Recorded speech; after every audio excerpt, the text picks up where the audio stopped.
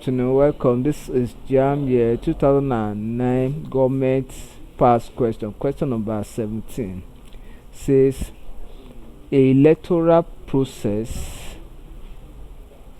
an electoral process, an electoral process, an electoral process in which candidates are selected for elective offices by party members is dash.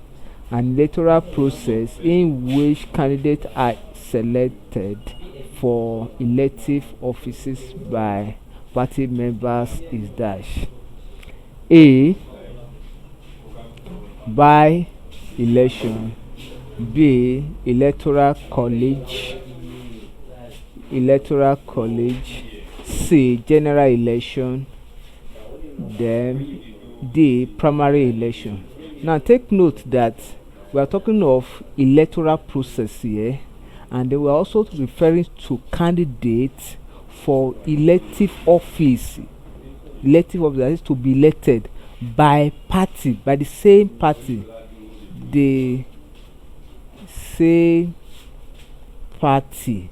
So what type of election is it called? It is not a by-election. It is not electoral college. It is not general election, because within the same party, it is called primary election. So it is the primary election that will determine the flag bearer of that political party.